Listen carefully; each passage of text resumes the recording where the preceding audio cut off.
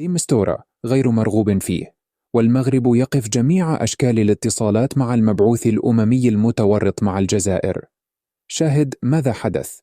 ولكن قبل أن نبدأ، إذا كنت فخور أنك مغربي وإنه جنرالات الجزائر تريد تقسيم المغرب، فلا تكون بخيل، فاضغط إعجابا للفيديو واعطر فمك بالصلاة على رسولنا الكريم صلى الله عليه وسلم.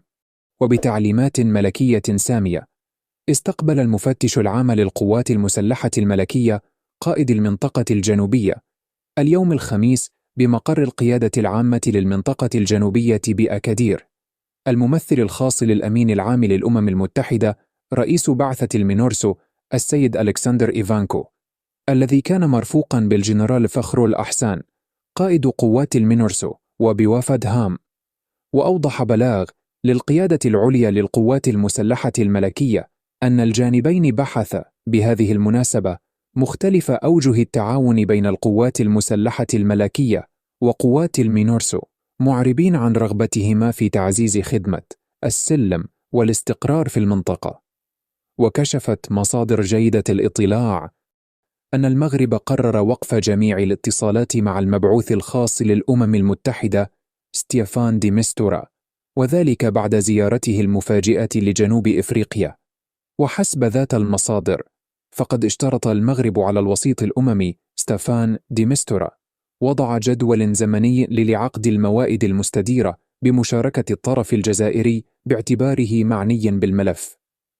وتابعت المصادر نفسها أن المغرب قد اشترط أيضا وقف كافة الاستفزازات التي تقوم بها جبهة البوليساريو الانفصالية على الحدود المغربية مقابل عودة المغرب للحوار مع الوسيط الأممي.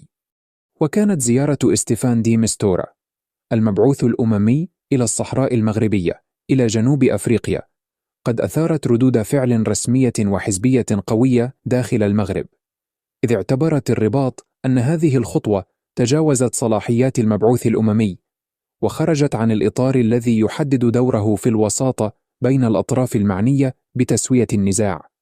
وسبق لوزير الخارجية ناصر بوريطة أن أكد بأن جنوب أفريقيا التي اتخذت موقفا سلبيا من قضية الصحراء منذ 20 سنة لا تملك الأهلية ولا القدرة للتأثير في مسار هذا الملف الذي يرتكز على 3 عناصر هي بمثابة خطوط حمراء غير قابلة للنقاش والتفاوض في معالجته لهذا الملف، وهي تحديد الأطراف المعنية بالنزاع الإقليمي حول الصحراء وتكريس الموائد المستديرة كإطار وحيد للمسلسل الأممي، والتأكيد على مبادرة الحكم الذاتي كحل وحيد وأوحد للنزاع الإقليمي.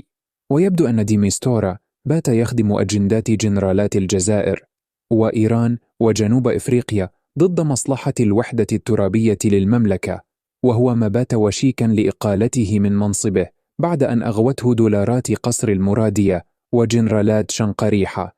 وفي النهاية شاركونا آرائكم حول ما فعله المبعوث الأممي ستيفان دي مستورا.